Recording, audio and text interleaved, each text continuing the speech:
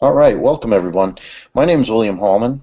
I am a library media specialist, and I'm going to share with you today how to use one of Google's newest features, Google Add-ons. Also, one of my favorite tools, Easybib. So, what I'd like to do is take you over to a Google document and share with you.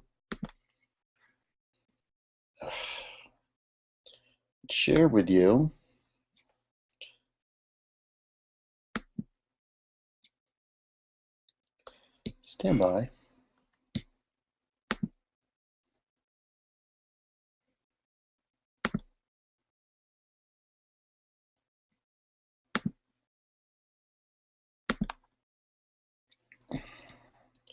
This is fun, isn't it, folks?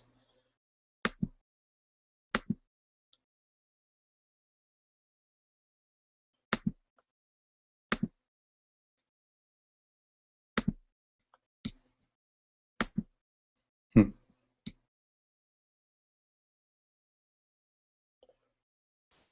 All right. Well, that's not going to work. So, let's see.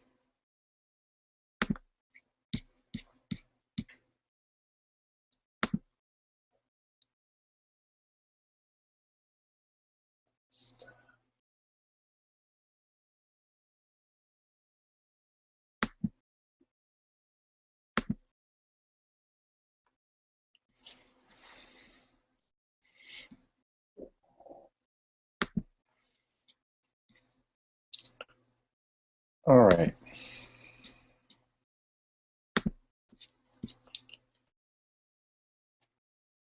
So, like I was saying, obviously I can't show you because my screen share is not working.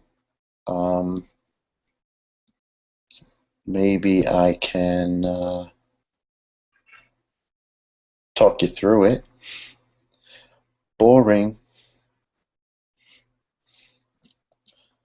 Let's see.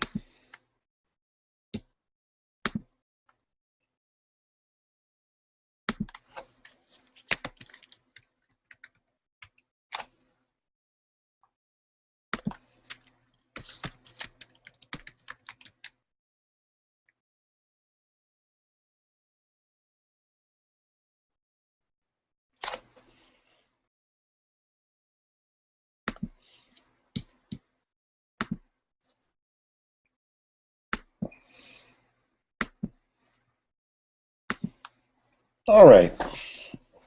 So, ladies and gentlemen, let me pull up my Google Drive here. Um, so, as I was saying, we are working on using one of the newest features of Google Drive, and that is the add-on feature, and specifically Easybib. So, what I'm going to do is I'm going to click Create and then click Document. And so now that I have a new document, normally people would write their research paper, but when they are finished using that resource, there's a cool little feature up here at the top called add-ons. And the way I got this add-on was I went to get add-ons, and you'll see there's a plethora of add-ons, and more are being added to all the time. So you would click on the add-on that you wanted, and you can see that it says manage for me, but I've already added it. So let's go back to that over here at the top, and it's going to give me the same feature, manage bibliography, and then over on the right hand side a window pops up. The great feature about this is that I don't have to toggle between two windows anymore at the top of my screen. I could, because Easybib has a shortcut at the under cite a source, and I can always launch that and it will take me to their website, which most students, particularly in my school, know how to use. So let's go back to the document. You'll notice just below the Easybib logo that there is a notation for books, journal, articles, and websites. So right now it's highlighted for the book, and there are 3 ways that you can find that book. One is search by title, ISBN, or keywords. So, for example, I just happen to have a book on Harry Potter over here, and I'm going to type in the title and click search. And you'll see I get a lot of results here, but I just it's not specific enough for me. So maybe I would go back and delete this, and maybe I'd put in the ISBN number, which is found on the inside cover of the book. For those of you, most of you know what an ISBN number if you're watching this, and I'm just going to copy it directly as I see it, and I don't need the dashes. And this is going to give me the specific book title,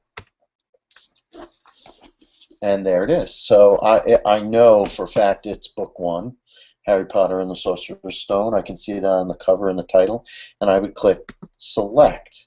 So now what that's done for me is it's added a citation in MLA style. Now how do I know it's an MLA style? Just above where you see add bibliography to doc, MLA is highlighted. So next to that there's APA style and Chicago. So depending on what your professor, teacher, or university is asking you, you will have access to those 3 correct formats. So let's say I want to go to a website and I want to add something about Harry Potter. I type that in. Alright, so I get no results. But let's say I wanted to talk about Harry's internet safety. Hopefully he is safe. Alright, safety. Spell it right. Okay, internet safety. And I'm searching for a website. Maybe I need a URL. So up at the top I can open a Google Drive and look for internet safety. Alright, so here's one on NetSmarts, and I know NetSmarts, I've used it before. Very good resource.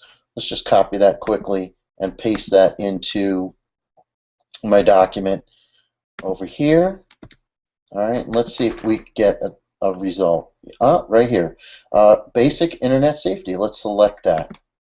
So now I should have 2 bibliographies, one on Rowling and one on internet safety.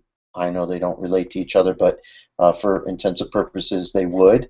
And you'll see in the big red bar I can click Add Bibliography to my document. So once I click Add Bibliography to my document, you'll see it inserts both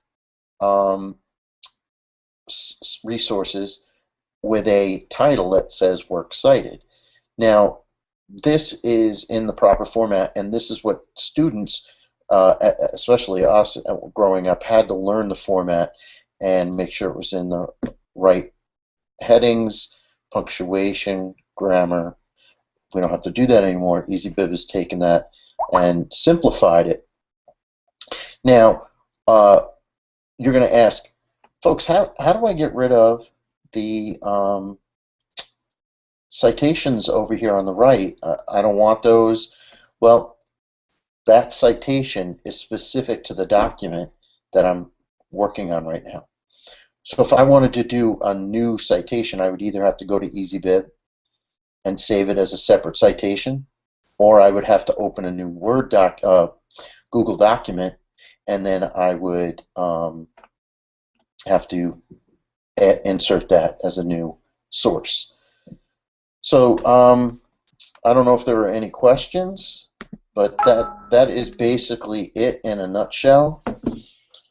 So let me see. Yes, we have one question here. It says, do students need an existing Easybib account to use this, or does it automatically work with your existing Google or GAF account?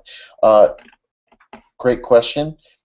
Students would need a Google Apps or Google account to access the add-ons, but students do not need an Easybib account to use this resource. They can always go to the Easybib website, which is easybib.com and do a citation and add it into any other Word document that they're using for any reason, because not every school is a Google Apps for Education school, and we understand that, but the simplicity of this is that Google has intermixed it with the actual document, so students don't have to bounce back and forth, and some students don't know how to do that well.